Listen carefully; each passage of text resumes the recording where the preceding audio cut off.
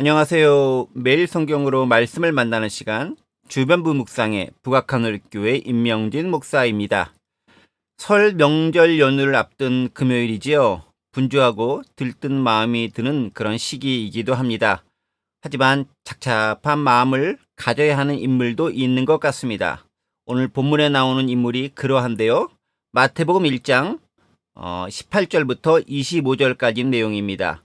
요셉의 의로움에 대해서 함께 생각해 보고자 합니다. 먼저 본문 말씀 제가 읽어 보도록 할게요. 예수 그리스도의 나심은 이러하니라. 그의 어머니 마리아가 요셉과 약혼하고 동거하기 전에 성령으로 잉태된 것이 나타났더니 그의 남편 요셉은 의로운 사람이라. 그를 드러내지 아니하고 가만히 끊고자 하여 이 일을 생각할 때에 주의 사자가 현몽하여 이르되 다윗의 자손 요셉아 내 아내 마리아 데려오기를 무서워하지 말라. 그에게 잉태된 자는 성령으로 된 것이라. 아들을 낳으리니 이름을 예수라 하라. 이는 그가 자기 백성을 그들의 죄에서 구원할 자이심이라 하니라. 이 모든 일이 된 것은 주께서 선지자로 하신 말씀을 이루려 하심이니 이르시되 보라 처녀가 잉태하여 아들을 낳을 것이요 그의 이름을 임마누엘이라 하리라 하셨으니 이를 번역한즉 하나님이 우리와 함께 계시다 함이라. 요셉이 잠에서 깨어 일어나 주의 사자의 분부대로 행하여 그의 아내를 데려왔으나 아들을 낳기까지 동침하지 아니하더니 나음에 이름을 예수라 하니라. 아멘. 오늘 본문은 예수 그리스도의 탄생에 관한 이야기를 다루고 있는 부분이죠. 사실 예수 그리스도의 탄생에 관한 이야기는 언제 들어도 매우 신선함을 선사해 주는 것 같습니다. 제가 어렸을 때부터 신앙생활을 했으니 그때부터 쭉 들어왔던 말씀이겠지만 그래서 이제는 식상할 만도 하겠지만 매번 본문을 볼 때마다 뭔가 새로운 것이 눈에 들어옵니다. 그게 바로 말씀의 신비가 아닌가 그런 생각이 듭니다. 오늘 본문도 18절에서 이렇게 시작을 합니다. 예수 그리스도의 나심은 이러하니라. 탄생의 과정을 밝혀보겠다라는 의도이겠지요. 자, 그런데 그 과정을 밝히는 게 도대체 왜 필요할까요? 사실 앞절에서 마태는요. 예수 그리스도의 족보에 대해 장황하게 기술을 했습니다.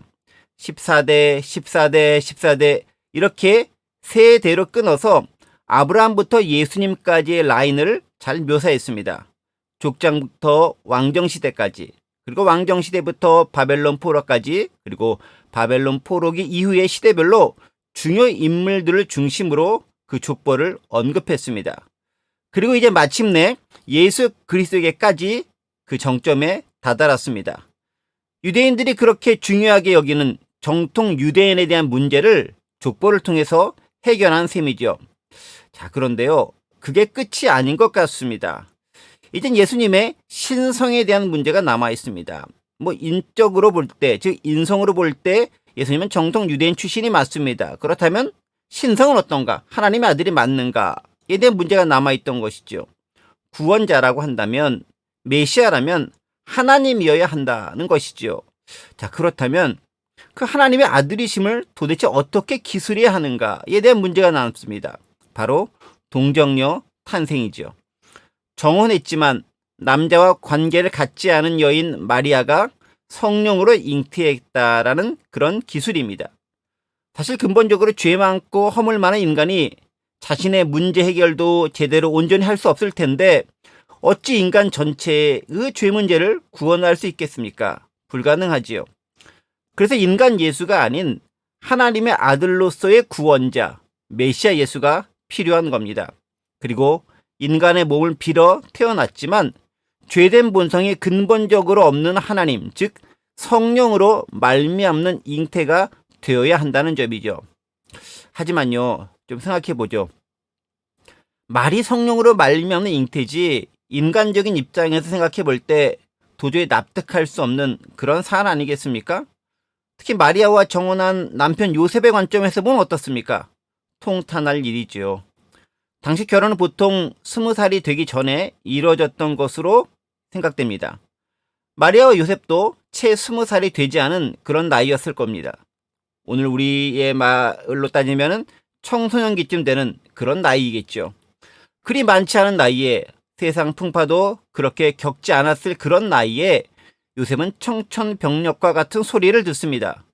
정혼한 마리아가 자신과 한 번도 성적인 관계를 갖지 않았는데 임신을 하다니 도저히 믿을 수 없는, 믿고 싶지 않은 일이 발생한 것이지요. 아마 요셉에게 닥친 가장 첫 번째이자 가장 커다란 시련이 아닐까 싶습니다. 자, 그런데요. 복음서 기자, 특히 마태는 요셉에 대해서 19절에 이렇게 언급하고 있습니다. 그의 남편 요셉은 의로운 사람이라. 한마디로 정의하죠. 어떻게요? 요셉은 의로운 사람이라고 선언합니다. 요셉이 의롭다는 말입니다. 자, 그렇다면 도대체 요셉의 뭐가, 어떤 면에 있어서 그가 의롭다라는 것일까요? 의롭다라는 말은요, 단지 우리가 흔히 말하는 의협심이 강하다라는 측면과는 좀 다른 뉘앙스를 풍기는 것 같습니다. 성경은 요셉의 의로움을 단지 하나의 관점에서만 기술하지 않습니다. 오늘 본문을 조금 볼까요? 몇 가지 측면에서 그의 의로움을 드러내고 있습니다. 첫 번째는요, 그는 유대인으로서 자신과 정혼한 여인이 자신과 성적인 관계 없이 임신한 사실을 쉽게 받아들이지 않습니다. 그래서 그는 마리아와의 관계를 끊으려 합니다. 일반적인 윤리, 도덕적인 면에 있어서 유대인으로서의 의로움이죠. 첫 번째 의로운 모습입니다. 두 번째는요, 그럼에도 그는 마리아의 입장과 처지를 충분히 이해합니다. 사랑하는 연인의 입장으로 말이죠. 그래서 가만히 끊고자 합니다. 소문 내지 않고 없었던 일로 치부하고자 합니다. 영어 번역으로는요, 이 가만히라는 표현을 이렇게 썼더라고요. NIV 번역은 quietly, 그리고 NASB 번역은 secretly라는 단어를 사용합니다. 마리아에 대한 요셉의 최소한의 예의와 사랑의 표현이 담겨 있습니다. 세 번째는요, 하나님 앞에서의 의로움입니다. 그에게 나타난 주의 사자에 대해서, 그 말에 대해서 요셉은 토 하나 달지 않고 그대로 순종합니다. 이해할 수 없는 말이었지만 받아들입니다. 사실 이런 모습은요, 천사 가브리엘이 마리아에게 나타났을 때에도 마리아 역시 동일한 행동 패턴을 보입니다. 순종이죠. 때로 하나님의 말씀 우리에게 이해 불가의 모습으로 비춰지기도 합니다.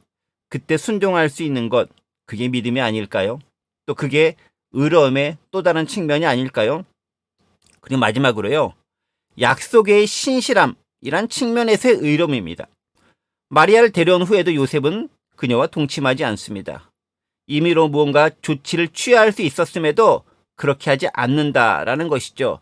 끝까지 하나님과 그리고 마리아와 그리고 사람과의 관계에 있어서 지켰던 약속을 견지해 나가는 것 발견할 수 있습니다. 이렇듯 요셉은요, 의롭다라는 측면을 여러 가지 행동의 모습에서 드러내고 있습니다. 단지 하나만의 규정된 의로움이 아니다라는 것이죠. 자, 그럼 이제 이쯤에서 저와 여러분들에게 한번 질문해 보고자 합니다. 오늘 새는 우리에게 의롭다라는 것은 어떤 의미일까요? 어느 한쪽에만 치우친 그냥 편향된 의가 아니라 전통과 사람과 하나님과 그리고 자기 자신에게 있어서 골고루 균형 잡힌 의로움이란 도대체 무엇일까요? 또 어떻게 그 의로움이 펼쳐질 수 있을까요? 이 시대와 사회를 보면서 지향해야 할 의로움은 무엇일까요? 물론 각자 다르게 적용해야 될, 그리고 적용할 수밖에 없는 문제이긴 하겠지만 본문 만술과 더불어서 함께 생각해보면서 묵상해 본다면 오늘 우리에게 좋은 하루, 또 좋은 삶의 지표가 되지 않을까, 그렇게 생각을 해봅니다. 잠시 기도하겠습니다. 하나님 아버지, 오늘 이 시대는 사는 우리에게 의로움은 도대체 무엇일까요? 저에게 의로움이 있기는 한 것일까요? 그것을 어떻게 드러낼 수 있을까요? 도무지 궁금하고 또 알지 못해 답답한 것도 사실입니다. 그러나 하나님께서 우리에게 은혜로 알게 해주시고 깨닫게 해주시고 순간순간 적절하게 생동할 수 있도록 지혜 주실 것을 믿습니다. 그 마음과 그 지혜를 가지고 살아갈 수 있도록 도와주옵소서. 감사드리며 예수 그리스도의 이름으로 기도드립니다. 아멘. 오늘도 하나님 안에서 행복하고 즐겁게 의롭게 샬롬.